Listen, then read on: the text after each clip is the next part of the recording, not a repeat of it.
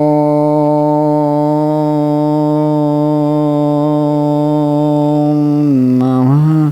सिद्धेभ्यः। ॐ नमः सिद्धेभ्यः। ॐ नमः सिद्धेभ्यः।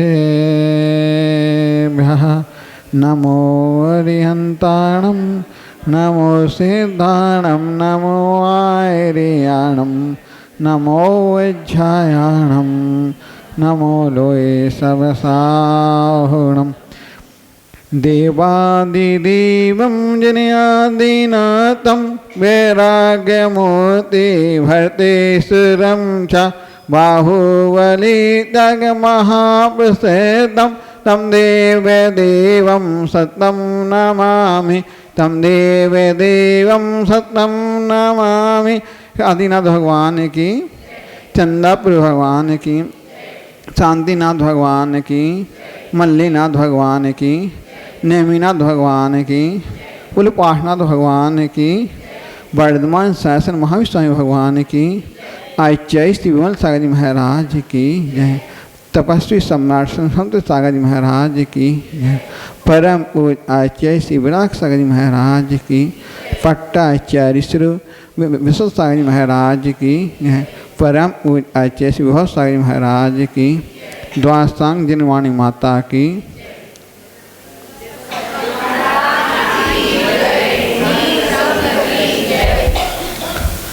भव्य बंधु, आज देखा कहाँ जा रहे कहाँ ना जा रहे। तो आचार्य भगवान बोलते हैं जाना सबको एक है, आना सबको एक है, वो सबको समान है। तो आचार्य से बताते हैं आज कौन सा व्रत है। आज अपन का देख रहे हैं भादों का महीना सबसे महीना उत्कृष्ट महीना और सबसे अच्छा महीना माना जाता है। इसमें ही देखते ही व्रतों को अच्छे से पालन कर पाते हैं। ना जाना गर्मी ना जाना ठंडी, समशीतोष्ण मौसम रहता है। क्योंकि तो आचार्य ऐसी बतलाते थे यदि आपको देखना है तो भादों का महीना सबसे अच्छा। तो भादों के महीना में चार शुद्धि व्रत भी पूर्णमास से शुरू हो जाएगा। क्यों जो आ रहा है चार शुद्धि व्रत, क्योंकि भादों शुक्ल में और व्रत भी चालू हो जाते हैं। तो आचार्य बुलाते हैं आज कौन सा व्रत है। आज अपन देखते हैं संतोष अमृत व्रत। अपन को संतोष धारण करना है। तो संतोष धारण कौन कर सकता है? मनुष्य कर पाता है। मनुष्य को संतोष जितना धारण करो उतना अपन को फल मिलता है। तो पाप से भी नहीं हो और सम्यक दृष्टि विचार करता है। जब सब सुखी रहें, कोई घबरावे नहीं, तो सोचते ही घबरावे नहीं। तो ऐसे बोलते हैं घबराने का काम दूसरा कोई नहीं करता है, स्वयं घबराने का काम करता है, स्वयं दुखी होता है। तो ऐसे बुलाते हैं ना किसी से बैर करना है, सारी दुनिया निष्पाप हो जाए। अपन भगवान से प्रार्थना करते हैं ये भगवान ये सारी दुनिया निष्पाप हो जाए। तो आचार्य बुलाते हैं अपन चतुर्दशी देखते हैं।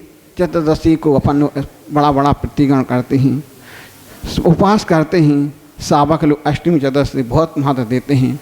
तो चतुर्दशी को पाप का त्याग करता हूँ वह कोई कर्मों की उसमें सबसे ज़्यादा नेजा होती है। तो कर्मों के नेजा करने का सबसे सरल तरीका होता है कि अपने अपने जितने पाप होते हैं चतुर्दशी को जो प्रायश्चित होता है। क्योंकि जैनाचार्य में बतलाते हैं ध्यान चार प्रकार के बताते हैं, हिंसानंदी, मैसानंदी, चौर्यानंदी, प्रज्ञानंदी। तो कोई हिंसा में आनंद मानता है। हिंसा में आनंद कैसे? कपड़े धुलवाते हैं, भले कितनी हिंसा होती है, कितने लिए मात्र हिंसा चमक धमक के लिए कि हमारे कपड़े कितने उज्जवल हैं। अकेले सूक्ष्म दृष्टि से देखे तो अपन बाजार में आपके कपड़े जाते हैं, क्या वो पानी छान के डालता है?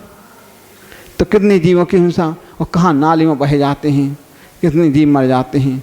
तो कोई मृष आनंदी झूठ में आनंद मनाता है। छोटी छोटी बातों पर झूठ बोल जाते हैं, कितना झूठ होता है। तो कोई परिज्ञानंदी परिज्ञा में आनंद मनाता है। तो और अपन को परिज्ञा में अपन सोचते हैं कितना परिज्ञा है।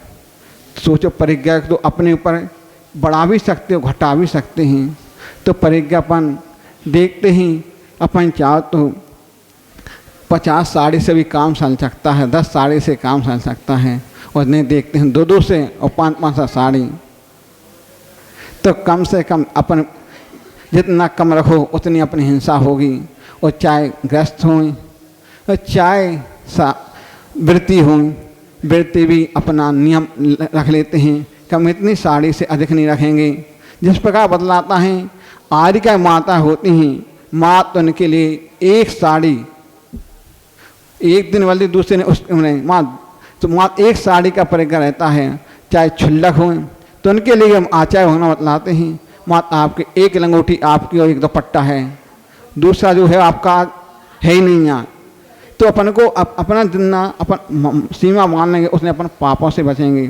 फिर बताए तो हिंसानंद चौर्यानंद चोरी में आनंद मनाते हैं।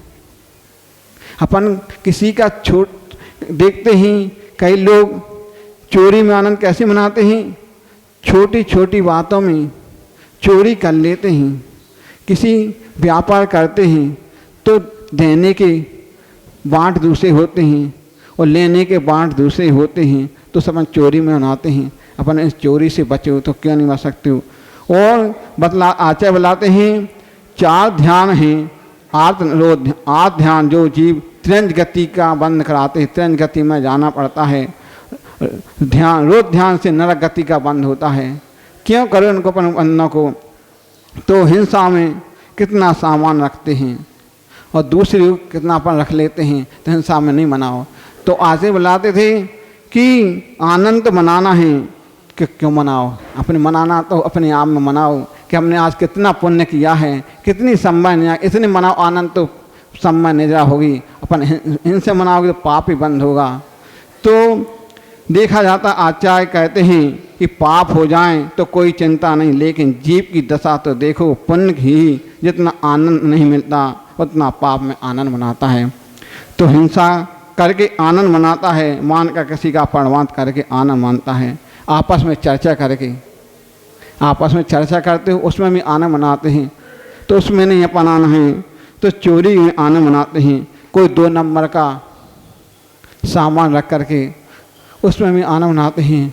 तो आचार्य से बतलाते थे इसमें नहीं मनाओ, मनाना अपने आप में मनाओ। तो एक बार की बात है कि एक व्यक्ति था, बड़ा शहर था, एक चांडाल था। उसने नियम लिया था कि मैं चतुर्दशी को हिंसा नहीं करूँगा।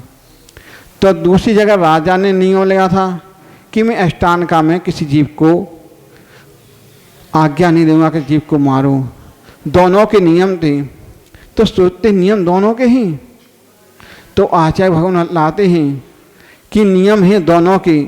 तो उधर देखते हैं अष्टांगा का पर्व चल रहा था और देखते ही उसी का पुत्र राजा का उसको विष्णु में खुशी मनाता था।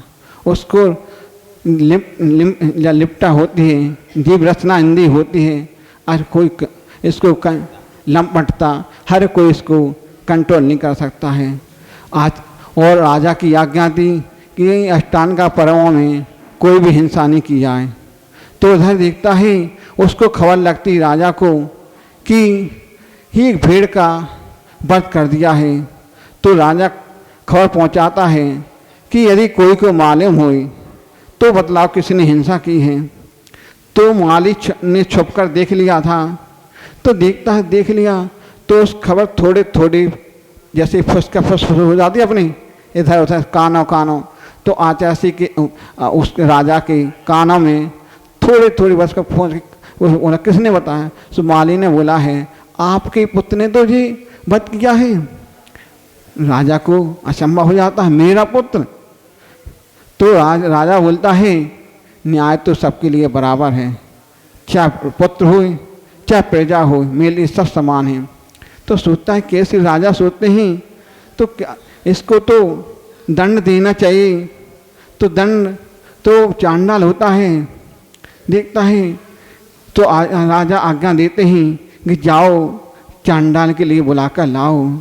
अगर चांडाल होता है कि मैंने तो अष्टांग का, मेरा तो चतुर्दशी का व्रत है, मैंने मुनिराज से नियम लिया था कि मैं चतुर्दशी को ना तो स्नान करूँगा तो स्नान छने जल से करूँगा, और वस्त्र भी धोऊँगा तो छने वस्त्र पानी से धोऊँगा।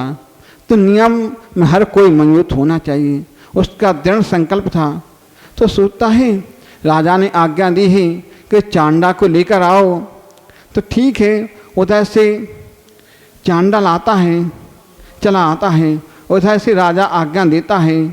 तो वहाँ से सिपाही जाते हैं तो देखता है तो राजा चांडाल देखता है कोई मेले आ रहा है तो दौड़ कर जाकर छिप जाता है, कमरे में छिप जाता है।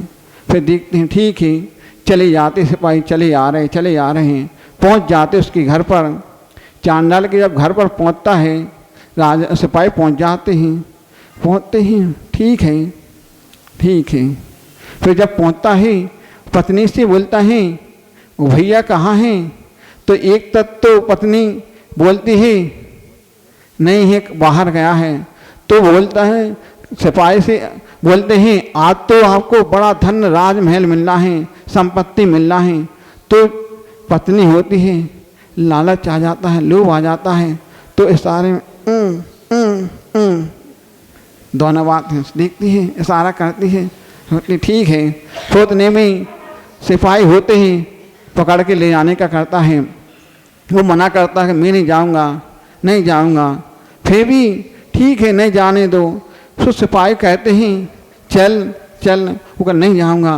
तो फिर सिपाही बोलते हैं, राजा को बोलते हैं, वो बोलता है मैं नहीं आऊँगा। तो राजा बोलते हैं इस पुत्र की और चांडाल की सामंजस्य हो गया होगा, क्योंकि पता चल गया था कि आज आपको फांसी पर सजा देना है। तो उनको आपस में हिल मिल गए होंगे, पुत्र राजा का पुत्र चांडाल। तो पुत्र शामिल हो गया, ठीक है। सोचता है नहीं, फिर राजा क्या बोलता है नहीं मेरी आज्ञा है, इसी वक्त लेकर आओ कैसा भी हो। तो ठीक है, उससे पाए धीमे से घसी लाते हैं, ठीक है। तो राजा बोलता है अब इनको ऐसा करो कि इसके पुत्र के लिए फांसी की सजा दी जाए। तो चांडाल मना कर देता है मैंने दिगंबर मुनि से नियम लिया कि मैं चतुर्दशी के दिन मैं किसी जीव का वध नहीं करूँगा। तो ठीक है। तो राजा बोलता है तेरी सामंजस्य हो गया क्या मेरे पुत्र से, सामंजस्य हो गई, ठीक सामंजस्य नहीं हुआ, मेरी दिगंबर मुनि से मैंने प्रतिज्ञा ली है मैं किसी जीव का वध नहीं करूँगा, ठीक है, नहीं करूँगा। तो राजा को क्रोध आ जाता है, क्रोध आता है। तो राजा बोलता है ऐसा करो इन दोनों को तालाब में फेंकवा दिया जाए, तालाब में फेंकवा दिया जाए, पुत्र को भी। प्रजा सोचते पुत्र को, राजा को दया नहीं आ रही, अपने पुत्र को फेंकवा दे रहा है, ठीक है, दोनों को फेंकवा देते हैं। तो पुत्र तो गड्ढे अंदर चला जाता है, फंस जाता है। और जो चांडाल होता है व्रतों के कारण, नियम के कारण, उसी के लिए सिंहासन बन जाता है। तो वो सोचते हैं, तो फिर आचार्य बोलते हैं कि रत्न में गाथा आई है, सम्यक दर्शन शुद्धा नारक नवसंस्थितानि दुष्कल्पतायुदेतन का। तो आचार्य बोलते हैं जो सम्यक दृष्टि जीव होता है, तो वो सम्यक दृष्टि जीव होता है, वो अपने व्रत में मजबूत होता है। तो सम्यक दृष्टि जीव के उस जीव ने देखो धर्म के प्रभाव से उसको कहाँ तालाब में फेंकवाया, कहाँ उसके लिए सिंहासन हो गया, और वो पुत्र जमीन में धंस गया। इसलिए अपन को अपने व्रतों में मजबूत रहोगे तो एक दिन पाप का उदय होता है, निषेक आते ही झड़ जाते हैं, झड़ते ही। इसलिए अपन को कभी भी अपने जितने अपन मजबूत रहोगे, क्योंकि हम लोग भी, आप लोग भी श्रावक भी होते हैं, प्रत्येक बार एक भी नहीं करते हैं, दो भी करते हैं। तो उस रात्रि का किया होगा अपन भगवान से प्रार्थना करते हैं, भगवान मैंने जो पाप किए हो सब में क्षय हो तो माफ़ करो, खड़ा लाद में है स्वामी अब इंसाफ करो, मेरे अपराधों को भगवान में आज क्षमा कर दो, मेरा अंतिम मरण समाधि तेरे दर पर हो। तो भगवान से यही प्रार्थना करता हूँ, भगवान मैंने जाने अनजाने में जो पाप किए हो वह सब माफ़ करो। इसी प्रकार आचार्य से बुलाते हैं 7 प्रकार के प्रतिक्रमण बतलाए हैं, देशिक, रात्रिक, औत्माय, साम्यक और इरियापत। तो आचार्य बुलाते हैं कि सम्मसर जो अंतिम समय में होता है समाधि के टाइम पर, तो उत्तमा बड़ा प्रतिक्रमण होता है, उसमें उत्तमा प्रतिक्रमण होता है, उसमें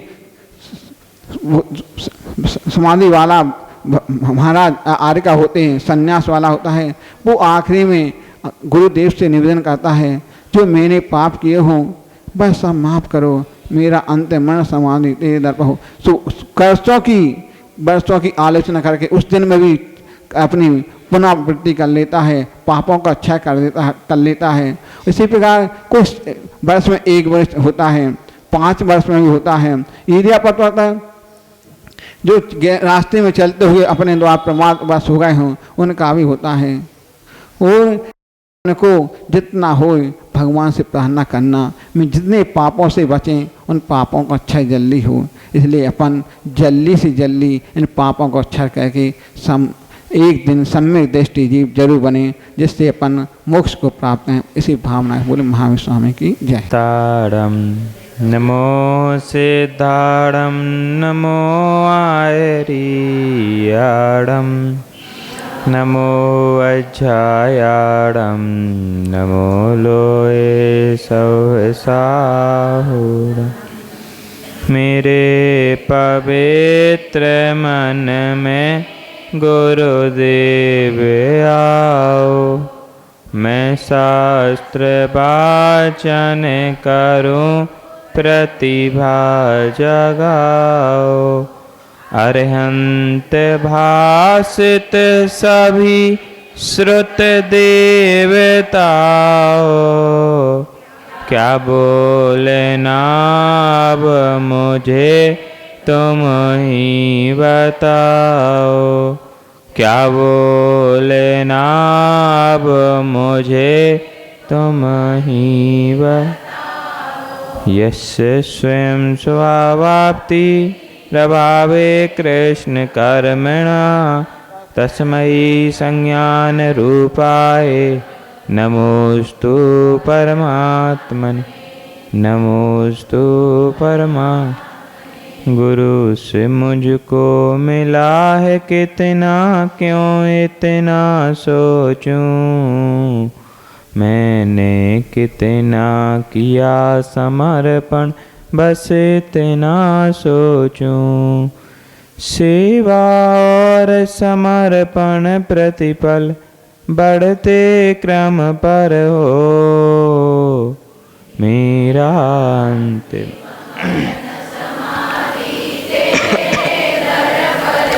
अनंत अनंत सिद्ध पंच परमेष्ठी भगवान की कल्याण कल्पद्रुम चिंतामणि श्री 1008 मूल नायक पार्श्वनाथ भगवान की, शासन नायक भगवान महावीर स्वामी की, परम पूज्य आचार्य शिरोमणि पूज्य पाद महाराज की, परम पूज्य आचार्य शिरोमणि विराग सागर जी महाराज की, परम पूज्य आचार्य श्री विशुद्ध सागर जी महाराज की, संयम प्राण प्रदाता गुरुदेव विभव सागर जी महाराज की, अहिंसामयी विश्व धर्म की।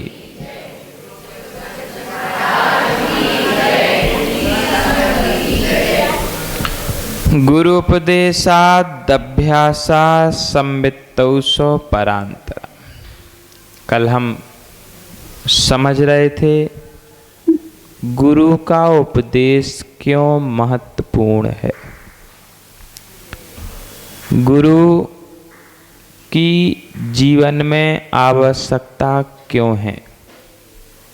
वास्तव में गुरु अपने ही जैसे तो मनुष्य हैं, फिर जब वे भगवान बन सकते हैं तो हम भी भगवान बन सकते हैं। तो फिर गुरु की आवश्यकता क्या है? हम पढ़ते हैं, देखते हैं और लोक व्यवहार में दिखता भी है। जो व्यक्ति व्यापार करता है तो वह ऊंचाइयों को पा लेता है। जो व्यक्ति अध्ययन करता है वह बड़े ओहदे को पा जाता है। इन सब के पीछे किसी ना किसी का निमित्त कारण रहता है। जो व्यक्ति व्यापार में तरक्की करता है वह उस व्यापार को किसी ना किसी से सीखता ही सीखता है। व्यापार हो या वृद्धि हो, बिना निमित्त के होती नहीं है। लोग कहते हैं हम तो अपने में पूर्ण हैं, हमें किसी की कोई भी आवश्यकता, किंतु यह व्यवहारिक रूप से कथन सही नहीं बैठता। निश्चय से तो ठीक है। जो हमारा शरीर या संसार से पार उतरने का रथ है वह दो पहियों के सहारे से दौड़ता है। किसी किसी का रथ चलता भी है, किसी किसी का रथ धीरे धीरे टहलता भी है, किंतु उसमें आवश्यकता पड़ती है निश्चय और व्यवहार नय की, द्रव्यार्थिक और पर्यायार्थिक नय की। यह नय एक ऐसे पहलू हैं, यदि इन नयों को छोड़ करके कोई आगे बढ़ना चाहे तो उसके पैरों को पकड़ लिया जाएगा। देखो, कोई कितना भी बलवान हो, यदि पैरों को पकड़ लें तो भाई एक कदम भी आगे नहीं रख सकता। उसका कारण है कि गति में अवरोध पैदा हो जाता है। यदि जीवन में गुरु नहीं है तो हमारी गति अवरोध को प्राप्त हो जाती है। यद्यपि हम चलते तो हैं, दौड़ते भी हैं, सब कुछ करते हैं, किंतु व्यायामशाला में जो दौड़ने की मशीन होती है ना, उस मशीन पर किलोमीटर दौड़ने के बाद भी व्यक्ति जहां का तहां ही रहता है। बस ऐसी ही स्थिति हमारे जीवन की होती है गुरु के बिना।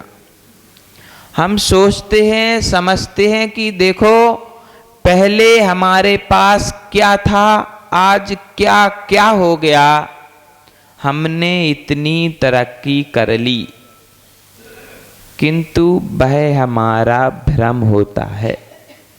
जैसे व्यायामशाला में मशीन के ऊपर हम दौड़ते हैं ना, तो पैर भी थक जाते, शरीर भी थक जाते और मन कहता है कि अब तो कम से कम हमने 10 किलोमीटर दूर तक दौड़ लिया होगा।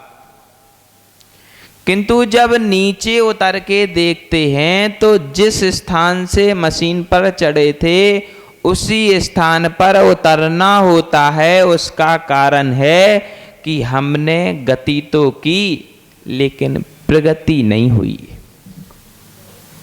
देखो, गति प्रत्येक जीव, प्रत्येक मनुष्य करता ही करता है, लेकिन गति के साथ प्रगति हो जाए वह है गुरु का संयोग पाकर के।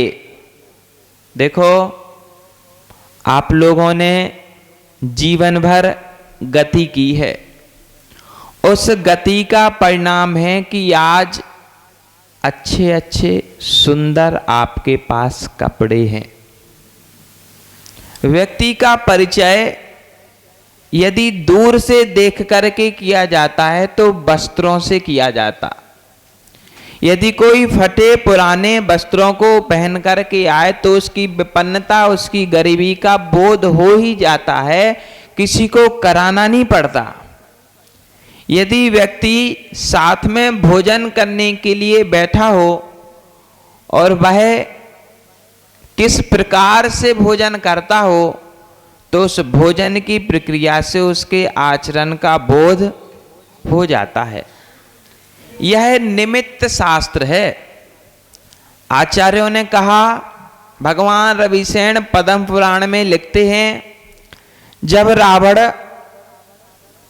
लंकापुरी से राम के विरुद्ध युद्ध करने के लिए निकला तो मंदोदरी थाली का, आरती का थाल सजा करके आरती उतारने के लिए आई और विजय श्री का तिलक करने के लिए उद्यत हुई। उस समय उसके हाथ में कंपन हुआ और वह आरती का थाल गिर गया तो मंदोदरी निवेदन करती है कि नाथ, आज युद्ध को मत जाओ, आज यह अपशकुन हो गया। देखो, 2000 वर्ष पहले रविसेन आचार्य हुए हैं, उन्होंने इस निमित्त शास्त्र को लिखा है। निमित्त का प्रभाव जीवन में पड़ता होगा तब तो लिखा। रावण माना नहीं, उसने कहा कुछ नहीं होता। जिसके हाथ में तलवार होती है, विजयश्री उसी के चरण चूमती है। मंदोदरी, तुम घबराओ मत। जैसे ही महल से बाहर निकला तो दक्षिण की ओर मुख करके सूखी डाल पर कौआ आवाज कर रहा था। कौआ जानते ना, काला, काव काव।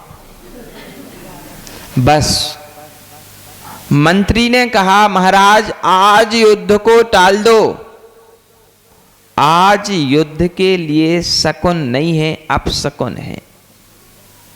रावण नहीं माना और आगे चला तो विधवा स्त्री केशों को खुला करके पश्चिम की ओर जा रही थी।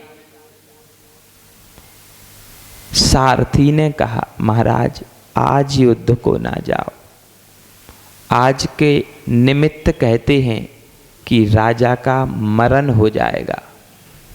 लेकिन रावण माना नहीं।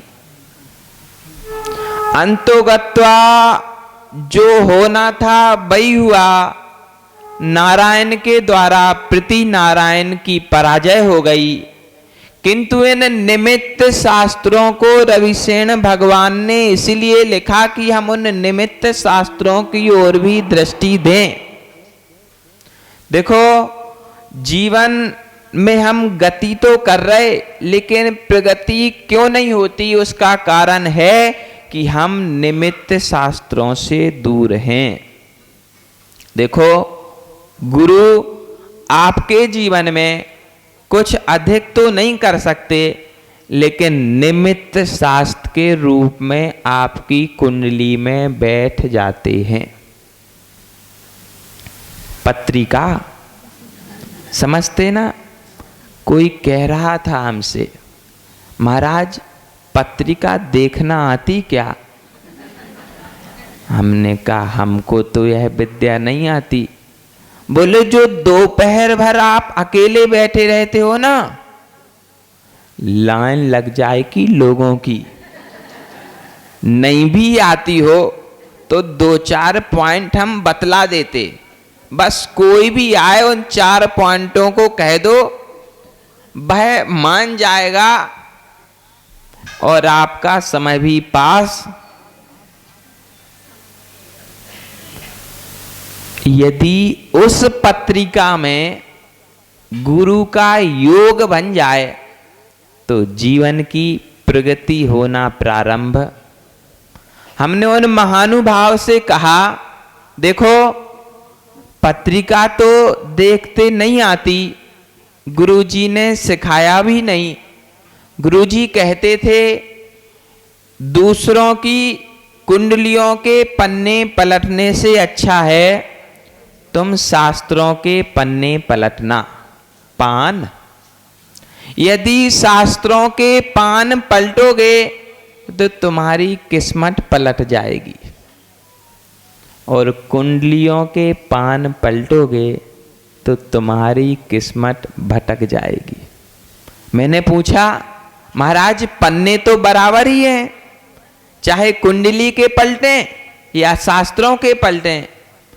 बोले कुंडली के पलटोगे तो लोगों का चरित्र दिखाई देगा, और जिनवाणी के पलटोगे तो आत्मचरित्र का दर्शन होगा। बस इतना ही अंतर है। देखो जगत का चरित्र देखने से अपना चरित्र उज्जवल नहीं होगा।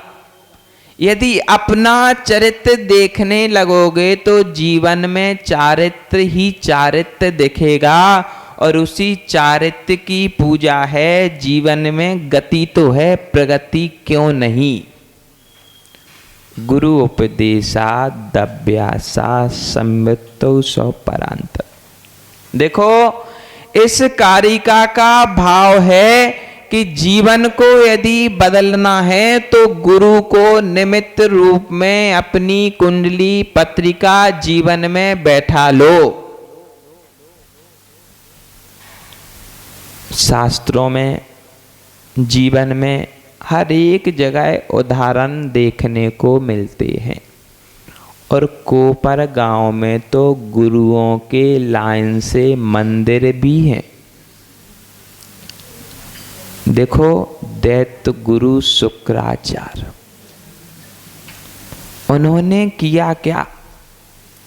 संजीवनी विद्या को सिद्ध किया।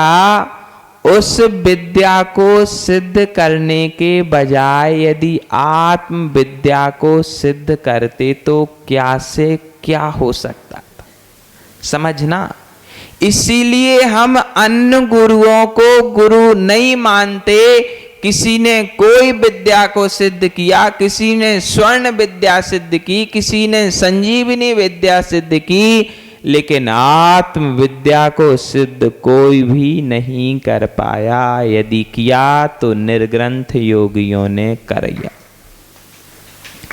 उसका कारण क्या रहा? निर्ग्रंथों ने आत्मविद्या को सिद्ध करना कहां से सीखा? उन निर्ग्रंथों के भी तो गुरु होंगे। जो आदिनाथ ने परिपाटी चलाई, वह परिपाटी भगवान कुंद कुंद तक आई। उसी परिपाटी को आज तक दिगंबर योगी निभा रहे हैं। सभी नाओं में समय काल को देख करके परिवर्तन हो गया, लेकिन दिगंबरों में कोई भी परिवर्तन।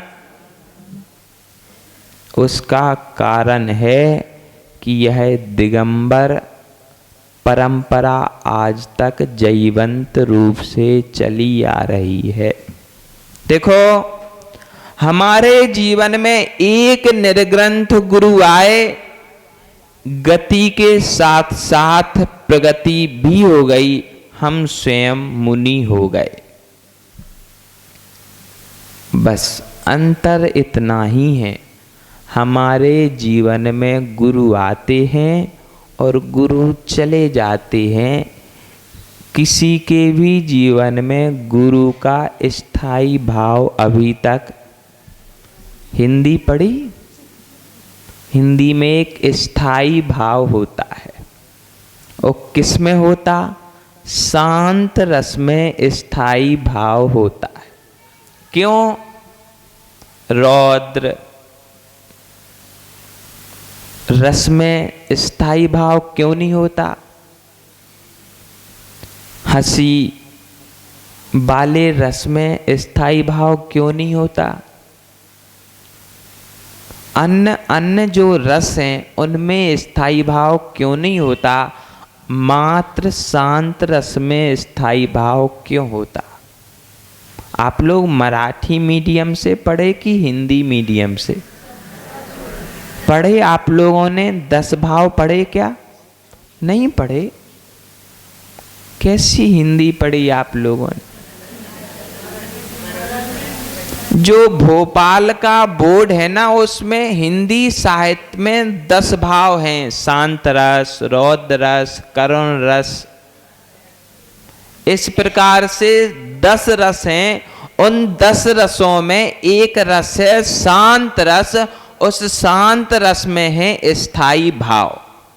अब हिंदी पढ़ लो। इतना समझ में आया? हिंदी की पुस्तक में 10 भाव होते हैं। समझे कि नहीं? बोलो तो हो। समझे ना? अब उन 10 रसों में एक शांत रस होता है। समझे? बोलो तो समझे। उस शांत रस में स्थायी भाव इसीलिए होता है कि सारे रस आकर के चले जाते हैं, शांत रस आने के बाद जाता नहीं है। इसीलिए शांत रस में स्थायी भाव होता है। समझना? अभी तक हम स्थायित्व की ओर पहुंचे ही नहीं। देखो, जीवन में या नगर में गुरु आए और गुरु, लेकिन हमने 4 महीने पूजा अर्चा सब की। 5वें महीने से हम भूल गए कि कौन से गुरु आए थे और किस ओर। उसका कारण है कि उनको हमने हृदय में स्थायी भाव नहीं दिया। मतलब यह है कि अभी तक हमारे भीतर शांत भाव आया ही नहीं, शांत रस आया ही नहीं। एक दूसरे का संबंध है। दूध में मिठास, पानी में पतलापन। कहाँ से आया? कहाँ से आया? स्वभाव है ना। ये माता बता रही अविनाभावी संबंध है। अरे तो अविनाभावी संबंध कहाँ से आया? स्वभाव से आया कि विभाव से आया? अब वह शांत रस अभी तक हमारे स्वभाव में नहीं आया है। उसका कारण है कि अभी तक हमने गुरु के उपदेश को माना ही नहीं। गुरु उपदेशा दव्यासा संभतो सो परांतरा, जानाति आशा जानाति मोक्ष शौक। देखो, बड़ी मीठी कारिका है। वो बनाते ना बासुंदी, रोटी के साथ खाओ तब भी मीठी लगती, जलेबी के साथ खाओ तब भी, सिर्फ बासुंदी खाओ तब भी। यह कारिका इतनी मीठी है, कैसे भी खा लो आपको स्वाद मिठाई का ही देगी। अथवा गुरु की शिक्षा किसी भी रूप में मान लो, आपका जीवन परिवर्तित होगा ही होगा। देखो, भगवान भद्रबाहु ने चंद्रगुप्त आदि को, आदि तो नहीं, उन्हीं को, सम्राट चंद्रगुप्त मौर्य को संघपति बनाया। सुनी आप लोगों ने कहानी? सुनी ना? 2000 वर्ष पहले जब भगवान 12 वर्ष का अकाल पड़ा, तब दक्षिण की ओर विहार किया, तब सम्राट चंद्रगुप्त मौर्य को संघपति बनाया। संघपति बनाने का मतलब क्या है? अरे अर्थ की बात पर पहुंचो, मतलब की बात पर पहुंचो। संघ में जो व्यय होगा वह आपको देना। संचालन कैसे होगा? समझे? बातों से होगा क्या? अरे मतलब की बात यह है कि जो अर्थ तुम्हारे पास है उस अर्थ के पति तुम हो, इसलिए तुम्हें संगपति बनाया। विपन्न पति को संगपति बनाते क्या? बोलो, नहीं बनाते ना। उसका कारण क्या है? संग संचालन कौन कर पाएगा? जिसके पास लक्ष्मी है। देखो, उस लक्ष्मीपति को संगपति इसलिए बनाया कि तुमने जीवन भर में जो अर्थ कमाने से पाप किया है, वह अर्थ यदि तुम धर्मार्जन में लगाओगे तो वह पाप भी मिट जाएगा और संगपति के बाद तुम जिनपति भी बन पाओगे। देखो, कोई सोच ले, महाराज ने संगपति बनाया, अमीर आदमी फंस गया था। देखो, सोचना है, सोच सकते। कोई अच्छा आदमी फंस गया, पटा लिया महाराज ने, अब होने दो। समझो, यह सारी स्थिति गुरु कुछ भी कहें, कैसा भी कहें, उनके वचनों में शिष्यों के उद्धार की ही बात रहती है, हथकरघा हो या पृथ्वा स्थली। एक कभी आपने सोचा यह पृथ्वा स्थली क्यों बनवाई? पृथ्वा स्थल भी तो बनवा सकते थे। सिर्फ बच्चियों को शिक्षा का केंद्र क्यों चुना? कभी सोचा? बोलो ना, इतना समय कहाँ है जो हम फालतू की बातों में जाएं। सत्य है ना? क्यों? उभय कुल संपुनीता बेटियां, बेटी जो होती है दो कुल को रोशन करने वाली होती है, माता के कुल को और ससुराल पक्ष को, दोनों कुल को रोशन करने वाली बेटी होती है। यदि एक बेटी सुधर गई तो दो कुल। समझे? बड़ों की दृष्टि बड़ी ही होती है। हम कहाँ भेज देते बिटिया को? पूना, नासिक, मुंबई, कोटा। क्यों भेज देते भाई? क्यों भेज देते? गति तो हो सकती लेकिन प्रगति। समझना, जब भी बेटी आएगी तो कहना पड़ेगा बेटी चल मंदिर। नासिक से पढ़ के आई ना, पूना से पढ़ के आई ना, बेटा सूट पहन ले, जीन्स उतार दे, मंदिर जाना है कहना पड़ेगा। लेकिन पृथ्वा स्थली से पढ़ के आई बिटिया को समझाना नहीं पड़ेगा कि बेटा चल मंदिर, जीन्स उतार दे। हम अपने हाथ से कहते हैं आ बैल मुझे, फिर जब वो मार देता है तो कहते हैं चोट आ गई। क्यों? कोई शक है क्या पृथ्वा स्थली में पड़ी बेटियों के ऊपर? फिर वहां क्यों नहीं? अच्छा, दूसरी ओर से चिंतन किया जाए कि पैसे ज्यादा लगते हैं, तो जो नासिक में खर्च होता है, पूना में खर्च होता है, उससे तो कम ही खर्च सात्विक भोजन, सात्विक विचार बेटियों को मिलेंगे। सबसे बड़ी बात यह है कि जब वह बड़ी हो जाएगी, तुम जहां भी कहोगे उस स्थान पर शांति से चली जाएगी, तुम्हें मनाना नहीं पड़ेगा, तुम्हारा भविष्य भी सुरक्षित हो जाएगा, तुम्हें इज्जत की जिंदगी मिलेगी। देखो, बुरा नहीं मानना, हमारा कोई स्वार्थ नहीं है। हम तो आपकी तरफ से सोचते हैं तो थोड़े से स्वार्थी हो जाते हैं कि हमारी सभा में आने वाले लोग जीवन में कभी दुखी ना हो।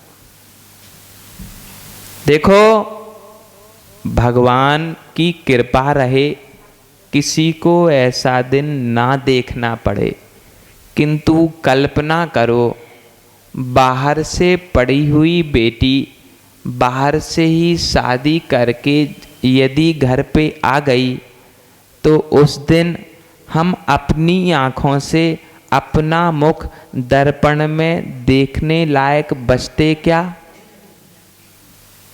सबने एक झटके में कह दिया नहीं बचते। अरे यदि बचना है तो यह गुरुकुल खुले हैं। अभी तक के इतिहास में कोई भी बिटिया वहां से पढ़ने वाली यत्र तत्र नहीं गई। कारण जिन्होंने नारी पर्याय की उत्कृष्ट अवस्था आरिका पद को प्राप्त किया है, उन आरिकाओं और ब्रह्मचारियों के द्वारा पढ़ाई गई बिटियां कभी वासना की ओर भागेंगी नहीं। समझना, आपका जीवन भी सुरक्षित और जिसके घर वह बिटिया जाएगी उसका जीवन भी सुरक्षित। कारण गुरु का उपदेश। देखो, कारिका नहीं छोड़ देना। गुरु का उपदेश कितने लाभ देता है। यदि संसार में इतने लाभ गुरु का उपदेश देता है तो नियम है मोक्ष सुख भी गुरु का उपदेश देगा ही देगा। हम कल्पना करते हैं, हम चर्चा करते हैं। देखो, कोई यदि डॉक्टर अच्छा हो ना और उसकी दवा खाने से किसी का ऑपरेशन सक्सेस हो जाए, समझते ना, सफल हो जाए और वह चर्चा गांव में आ जाए, फिर किसी दूसरे व्यक्ति को उस रोग की यदि तकलीफ हो जाए तो हम दौड़ करके कहते हैं उस दवाखाने में जाओ, अमुक अमुक व्यक्ति का ऑपरेशन हुआ और अभी तक सफल है। कहते ना? बोलो, क्यों कहते? क्योंकि उसके परिणाम हमारे सामने हैं। यदि कोई एकाध केस बिगड़ जाए, बिगड़ते भी ना, नहीं बिगड़ते, बिगड़ भी जाते तो क्या कहते? अरे उसका पुण्य नहीं होगा। एकाध केस बिगड़ने से दवाखाने बदनाम नहीं हो जाते, होते क्या? अरे जब संसार में इतनी बुद्धि है, इतनी बुद्धि से काम करते हो, प्रत्येक परिवार अपने बच्चों का विवाह करता है, विवाह करता है, देखता है, स्वयं भी भोगता है। कितने कष्ट होते ना? जीवन भर उन कष्टों को झेलता है। किसी के तलाक हो जाते, किसी की विवाद में जीवन निकल जाता। आप लोगों का ऐसा नहीं निकलता, लेकिन कोई कोपर गांव वाले नहीं, अन्य गांव वाले, यहाँ के गांव के तो बहुत अच्छे लोग हैं, दूसरे गांव वाले विवाद में जीवन निकल रहा, फिर भी हम उनके लिए क्या कहते? उन्होंने सामंजस्य नहीं बनाया, इसलिए ऐसी स्थिति हो गई। बेटा तुम तो शादी कर लो, तुम अच्छे से रहना, तो जीवन निकाल अच्छे से। बस जब संसार के मार्गों में इतनी विद्वत्ता है तो कभी किसी मुनि का अपवाद सुन भी लो तो मुनियों के ऊपर से श्रद्धा नहीं उठा लेना।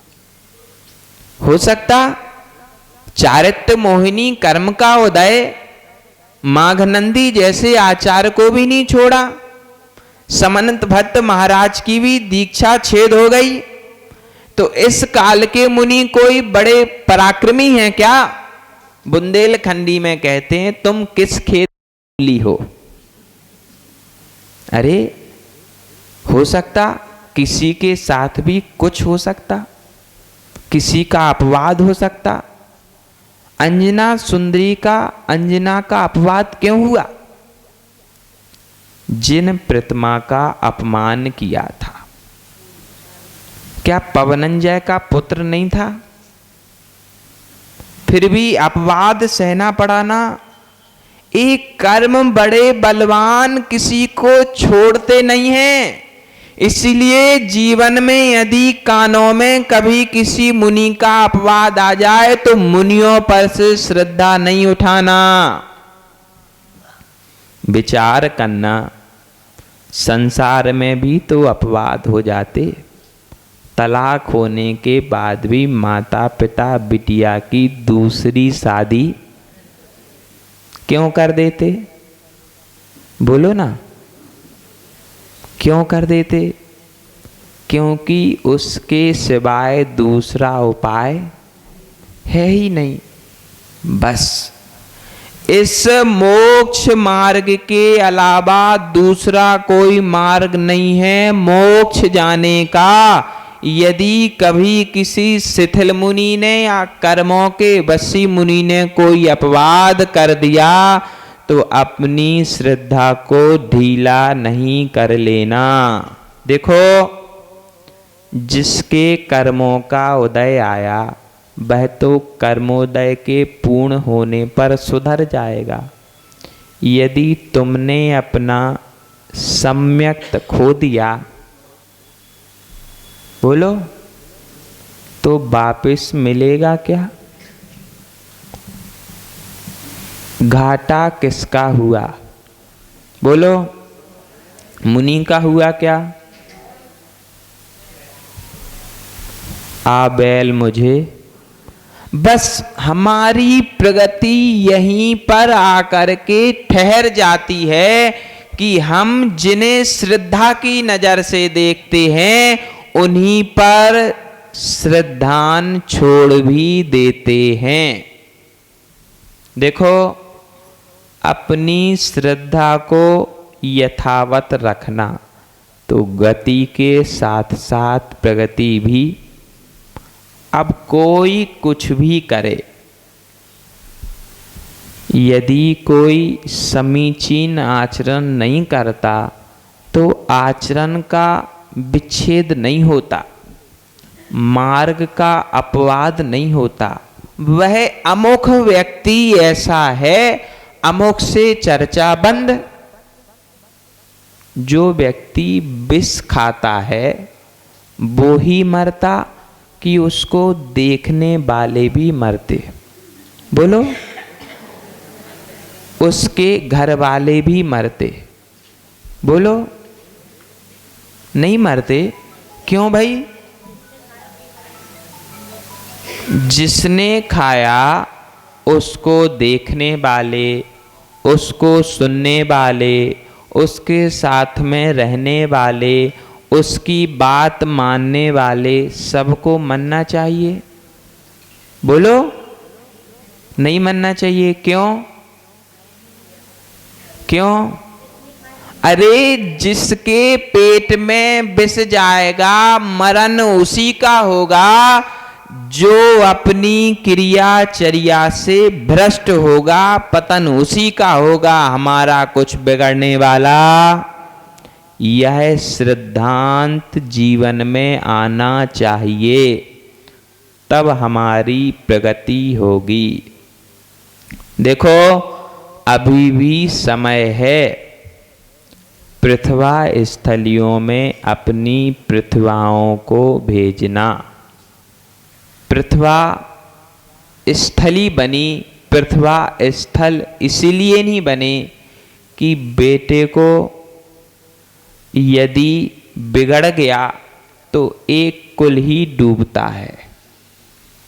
कौन सा कुल डूबता? एक ही कुल डूबता है। लेकिन बिटिया यदि बिगड़ गई तो दो कुल, धर्म सैकड़ों वर्ष पीछे पहुंच जाता है। गुरुओं का किसी भी रूप में उपदेश मिले, ये रूप हो गए, प्रकार हो गए। बस अपनाते जाना, आपकी प्रगति हो जाएगी। समझना, इतनी सारी चर्चा का सार यह है कि हम जिन्हें श्रद्धा की नज़र से देखते हैं, उस मुद्रा, उस व्यक्ति को नहीं, उस मुद्रा की ओर हमारा झुकाव। ऐसा नहीं भाई कि शुद्धोपयोग और विभास्वर बड़ी अच्छी चर्या करते हैं तो बस हम उन्हीं को मानेंगे, उन्हीं को पूछें। हो सकता भाई वो दूसरे गांव में जाके इतनी अच्छी चर्या ना करें? भाई हो सकता, नहीं हो सकता क्या? तो उनके ऊपर नहीं, उनके साथ जो जिन मुद्रा है ना, उससे श्रद्धा नहीं उठाना। गुरुओं का उपदेश इतना ही है कि सम्यक दर्शन निर्मल बनाए रहना। देखो, संसार का यदि कोई और छोर है तो सम्यक्त है। जिसे सम्यक्त मिल जाता, दर्शन के बाद उसे चारित्र भी मिलता ही मिलता है। बताओ ज्ञान कब होता? बोलो, आपको पता है ज्ञान कब होता? सब गलत बोलते। दर्शन तो मिल गया चौथे गुण स्थान में, ज्ञान कब हुआ? बोलो, कोई ज्ञान पहले से नहीं रहता। 12वें गुण स्थान तक छदमस्त कहलाते हैं। दर्शन चौथे में, चारित्र छठवें में, 5वें में, 7वें में, ज्ञान 13वें गुण स्थान में मिलता है। अब समझ लो दर्शन कितना महत्वपूर्ण है और चारित्र कितना महत्वपूर्ण है। यदि ये दो मिल गए तो ज्ञान भी होगा ही होगा। इस भाव में नहीं तो अगले भाव में। वो भजन गाते ना, अपने अपने कर्मों का फल सबको मिलता है। भजन बदल दो, दर्शन और चारित्र का फल सबको मिलता है। 6वें 7वें में ना सही, 13वें में। समझना, गुरु का उपदेश इसीलिए महत्वपूर्ण है कि गुरु के बताए बिना हम मार्ग नहीं चुन पाते। घर में जब बच्चे 12वीं पास कर लेते ना, तब हम उन्हें लोगों से और जो मार्ग पर उन्हें जाना हो उन लोगों से मिलवाते ना। वो घर में हमारे भतीजे हों या कोई और पड़ोसी हो, अन्न हो। यदि बेटे को इंजीनियर बनाना है तो इंजीनियर से मिलवाते। देखो बेटा, इन्होंने इंजीनियरिंग की, तुमको भी करना है। देखो बेटा, ये डॉक्टर हैं, आपको भी डॉक्टर बनना है, इनसे पूछ लो अब क्या करना है। बस संसार के मार्ग में जो बनना होता है उसी की ओर हम दौड़ते चले। बस मोक्ष मार्ग में भी मोक्षार्थी बनना है कि नहीं? देखो, भीतर में भाव सदैव बनाए रहना कि बनना ही बनना है, बन पाओ या नहीं बन पाओ। भावना भवनाशिनी, एक ना एक दिन वह भावना फल अवश्य। बनोगे कैसे? किनके पीछे जाओगे? देखो भाई, किसी ना किसी के पांव के चिन्हों के ऊपर तो चलना ही होगा। बोलो, बिना चिन्हों को पकड़े नहीं पहुंच सकते। चरण पकड़ो या ना पकड़ो, चिन्ह पकड़ लो, आचरण पकड़ लो। जहां भी गुरु महाराज विराजते थे वहां लिखा रहता था, चरण नहीं आचरण छुओ। कभी इस पर चिंतन किया, क्यों लिखा रहता था?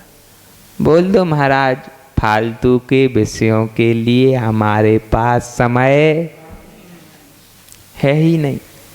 उसका मतलब यह है कि तुम चरणों के पीछे दौड़ते हो। यदि आचरण के पीछे दौड़ने लगो तो चरणों के पीछे दौड़ना। इसीलिए चरण नहीं आचरण छुओ। एक बार उस आचरण का स्पर्श हो गया तो हमारे तरह ही सब निर्ग्रंथ हो जाओगे और आरिकाओं की तरह आरिका हो जाओगे। बस प्रगति यहां से प्रारंभ होगी। बराबर। चौथे से पांचवे में यही प्रगति है ना, कोई दूसरी प्रगति तो नहीं समझ रहे। घर बना लिया, मकान बना लिया, बैंक बैलेंस लाखों से करोड़ों तक पहुंच गया। पहुंचा भाई, सबका पहुंचा, पहुंचना भी चाहिए। नहीं तो क्या किया, लोग पूछेंगे तो क्या जवाब दोगे? कुछ तो बताना पड़ेगा। उसके साथ साथ अब गुण स्थानों में चढ़ने की भी प्रगति करना। बैंक बैलेंस चढ़ता भी है, उतरता भी है। गुण स्थान एक बार छपक श्रेणी चढ़ गए ना तो बस मोक्ष सौख। यह है आचार्य का भाव। मोक्ष सौख, बोलो मोक्ष सौख निरंतरम, बोलो निरंतरम। अंतर नहीं आएगा फिर। अभी तो अंतर आ जाता। एक दिन भोजन ना हो, किसी और को क्यों, हम ही को देख लो। एक दिन यदि अलाभ हो जाए तो दूसरे दिन यहाँ बैठने की हिम्मत। अभी प्रगति रुकी हुई है। मोक्ष सौख में अंतर है। प्रगति यदि ऐसी ही होती गई तो फिर मोक्ष सौख बस गुरु उपदेशात् दव्यासात् संबत्तौ स्वपरांतरम जानाति आशा जानाति। गुरु के उपदेश से स्व और पर का ज्ञान होता है। उस ज्ञान से अपने और पर को मनुष्य जान पाता है। उस जानने के फल से हम मोक्ष सौख को पा पाते हैं। मात्र इतना ही अर्थ है कारिका का, भावार्थ भी इतना ही है। बस आवश्यक है हृदयार्थ करने की। यदि हृदयार्थ हो गया तो फिर संसार में क्लेश नहीं उठाना पड़ेगा। मराठी में कहते ना त्रास। फिर संसार में त्रास बस इसके आधारभूत गुरु, गुरु की बताई हुई शिक्षा और शिक्षा को अनुभव में लाने की जरूरत है। लो आपका समय हो गया। कल फिर आओगे तो कल फिर इसी विषय पर और चर्चा करेंगे। इसी भावना के साथ संयम प्राण प्रदाता गुरुदेव विभव सागर जी महाराज की। श्वास श्वास में तुम्हें बसाएं हणी माँ, बार बार हम शीश झुकाएं। धर्म सभा में आने वाले समो शरण जाते। धर्म देश ना सुनने वाले दिव्य ध्वनि पाते। गुरु मिले तो प्रभु मिलेंगे कहती वाणी माँ। बार बार हम शीश झुकाएं हे जिन वाणी माँ। धर्म करत संसार सुख धर्म करत निर्वाण। धर्म पंथ साधे बिना नर तेरे अंश समान। वाणी के ज्ञान ते सूझे लोकालोक। सो वाणी मस्तके नमो सदा देतो धो।